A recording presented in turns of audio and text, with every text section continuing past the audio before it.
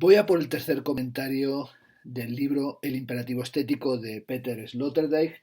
En esta ocasión se trata de la tercera parte titulada Diseño.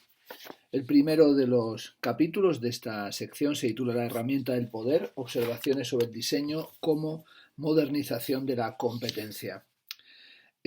Comienza diciendo que en casi todos los que han reflexionado sobre la esencia de la modernidad existe un consenso más o menos expreso en la apreciación de que la era en la que vivimos representa un gigantesco experimento de las principales naciones tecnológicamente competentes sobre el tema del incremento ilimitado del poder y la intensificación permanente de la vida.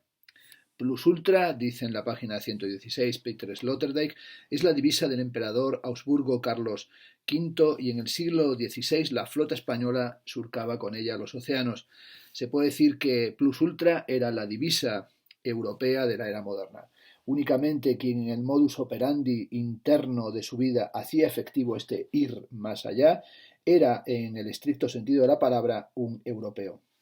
Y es en la voluntad de ir siempre más allá, en la compulsión y la espontaneidad, donde se hallaban inseparablemente fundidas los rasgos de una dinámica de la voluntad y de la compulsión. Y únicamente es seguro, subraya este pensador, que su masa inercial se hizo cada vez más subjetiva, esto es, aumentó su competencia, con lo que la voluntad se transformó en competencia de la voluntad y la compulsión en competencia de la compulsión.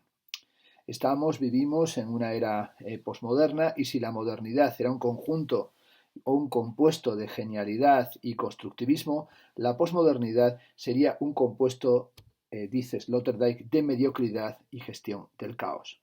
Frente a esto quiero mostrar que estas contraposiciones no se sostienen desde el punto de vista de la historia de la competencia, pues por encima y a través de las dos posiciones discurre el movimiento imparable de la espiral de incremento del poder.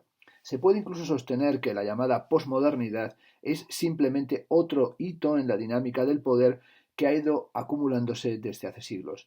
Y lo que indica es la masificación de las cualidades vanguardistas de antaño y la transposición de una creatividad antes pática en manipulación cotidiana de materiales y signos por los representantes de una civilización globalizada del diseño, o sea, las nuevas inteligentes capas medias de la sociedad supranacional. Desde esta perspectiva, modernidad y posmodernidad se hallan unidas en un continuo arrollador. Sin duda es también la llamada posmodernidad una fase en la historia del plus ultra euroamericano. No ha relajado la compulsión por el poder o en todo caso la ha adaptado al nuevo estado de la tecnología y ha introducido algo de juego en el estilo contemporáneo de la competencia. Estamos en lo que llama Sloterdijk el imperio milenario de la competencia, en una simulación de soberanía, y esto le lleva a estudiar el nacimiento del diseño en el espíritu del ritual. El diseño, advierte, visto desde un enfoque ecológico de la competencia, no es sino la liquidación competente de la incompetencia. La incompetencia habilidosa crea una especie de desenvoltura o un proceso paralelo en el que la vida puede continuar aún en presencia de lo que nos sume en la impotencia. Es lo que los etnólogos llaman el ritual. Desde los tiempos arcaicos, los huecos por los que la impotencia, el pánico y la muerte se introducían en la vida se cerraban mediante rituales. Así está la fórmula extra rituales nulla salus. Aquí va a ponerse a pensar la importancia que tienen de nuevo las cajas negras, esas cajas negras que he analizado en el capítulo precedente en el bloque precedente sobre la luz y sobre todo cómo la caja negra tiene que ver con aquello que ofrece al usuario una parte de contacto pero también un hermetismo interno. El diseñador lo define Sloterdijk como aquella profesión o el diseño en la cual el diseñador es un proveedor para charlatanes, proporciona a los charlatanes de la vida corriente el accesorio para sus continuas simulaciones de soberanía, para esa competencia de la competencia en la que el diseño está bajo el imperativo categórico del mundo de las mercancías. El diseño es una forma ejecutiva del funcionalismo y es algo que piensa de la mano del discurso sobre la cosa de Martin Heidegger. el principio ontológico de la cosa, según el cual la esencia de la cosa en general es la gratuidad, la donación o el regalo. Esa dinámica del regalo que, como sabemos, es tan importante, por ejemplo, en la antropología de Marcel Mauss. Todo diseño nace de una antidevoción.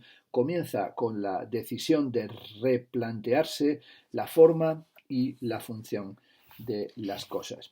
Si, como decimos, el diseñador es, como Homo aestheticus y Psychologicus, un proveedor de simulaciones de soberanía, como Homo economicus es el suministrador de bienes en vías de mejora. Es el hombre de las competencias incondicionales, el que ayuda al desarrollo de las cosas con empuje. El diseño es una suerte de arte aplicado al ego, en una cultura como la nuestra, que es una cultura de identidad, en la que la diferencia es necesariamente un recurso escaso. La vieja idea vanguardista del individuo que hace de su vida una obra de arte ha llegado ahora con un retraso de apenas 3 generaciones a la base social en eso que se llama lifestyle, estilos de vida. En la era del diseño, el individuo es, dice en la página 131, el operador de los procesos banales en su propio cuerpo. Podemos prepararnos para entrar en una nueva era psicosocial, quizá incluso para un salto cualitativo antropológico. Estamos en una época de carisma de los signos, así lo define, y eso le lleva a estudiar esta época que, como la calificó Gellner, es la época de la internacional de consumidores desprovistos de fe. En este capítulo sobre el diseño realiza una interesantísima reflexión sobre el juego, lo que llama para una filosofía del juego, que comienza subrayando que desde que los hombres empezaron a vivir en las sociedades modernas ya no experimentan lo común en un sentido para ellos superior bajo los techos de las iglesias, sino que estamos en la época del juego y de los experimentos y las experiencias físicas, pero también de las conmemoraciones que ofrecen a los participantes un tipo de ceremonias que ofrecen aparentemente la posibilidad del encuentro consigo mismos. La mayor parte de la historia intelectual europea, subraya Sloterdijk, se caracteriza por un enérgico rechazo mutuo entre el espíritu de la filosofía y el mundo de los juegos. Y, sin embargo, él piensa que hay que entender la dimensión del juego como una dimensión crucial de la constitución del sujeto. La metamorfosis, subraya en la página 141, que originó el pensamiento moderno en la venerable disciplina del amor a la sabiduría, esto es la filosofía, quedó adecuadamente circunscrita mediante una ambiciosa expresión que es la expresión del giro copernicano. La vieja metafísica vivía enamorada de lo eterno y necesario que se adivina en lo real como la luz a través de un medio brumoso. En cambio, el pensamiento moderno se entregó a la búsqueda de lo real y ahora descubre en la realidad un trasfondo de infinitas posibilidades de un poder ser también de distintas maneras, como un poder de transformación y de autoconstrucción.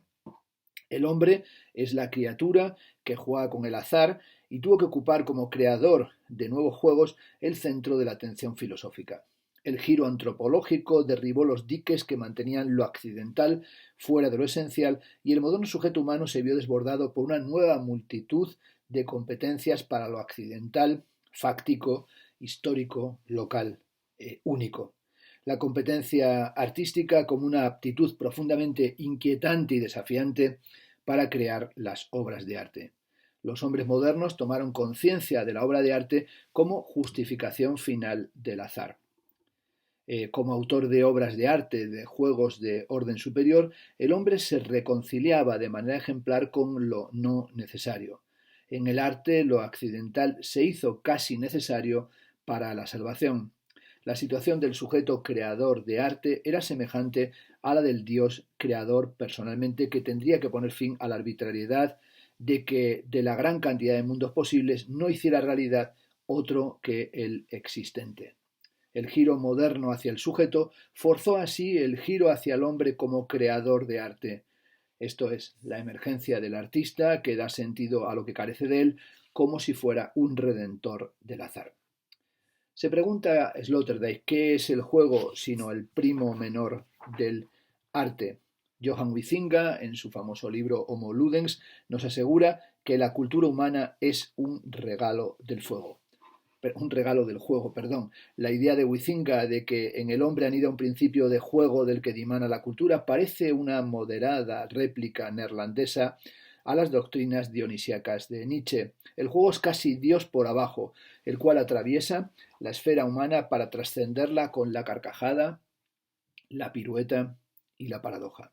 También aquí vemos hoy que las grandes teorías del juego no pueden hacer otra cosa que acercarse al principio que en la era de la metafísica se llamaba lo divino.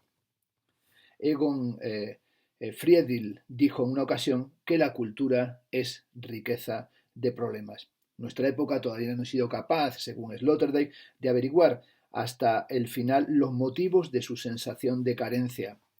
Ese tópico de la modernidad desde el primer existencialismo, desde en figuras como Kierkegaard, pero también en Heidegger, que hizo de lo temerario algo comparable a los discursos casi de rebelión y de autoafirmación, o Iván Illich, que habló de una mera modernización de la pobreza. Todos esos diagnósticos de carácter, vamos a decir, pesimista o nihilista existencial, fueron capturados en una clave revolucionaria por Marx cuando proclamó una revolución mundial de la voluntad de riqueza para todos. La riqueza desatada supera en mucho las fuerzas de los sujetos modernos. Esa dimensión, dice, es una dimensión que ha conducido hasta el presente, hasta este mundo moderno, que es una empresa destinada a superar la pobreza y la escasez, donde se busca, dice al final de este ensayo para una filosofía del juego, donde se busca la esencia de la modernidad, hay un empresario dedicado a poner fin a todas las situaciones en las que el hombre es explicado y disculpado por lo que le falta. Desde que el miserabilismo neoconservador gana terreno, el contenido generoso de la modernidad que trasciende, según Sloterdijk, la moral de la escasez en dirección a una moral de la abundancia, es en todas partes más o menos secretamente desmentido. Esto define la corriente reaccionaria profunda del presente. La psicopatía del no tener de más envenena cada vez más las sociedades del bienestar en el planeta. Y no es seguro que esta tendencia cese. Para detenerla serían necesarias al menos dos cosas: la constante repetición de las cuestiones sobre la verdadera fuente de la riqueza material y humana y, consiguientemente, la iniciación de juegos más extensivos con ocasión de esos encuentros en que los humanos contemporáneos se elogian y se comprenden. Bueno, esta es la tercera parte del comentario del imperativo estético de Peter Sloterdijk, y la siguiente abordaremos el capítulo sobre la ciudad y la arquitectura.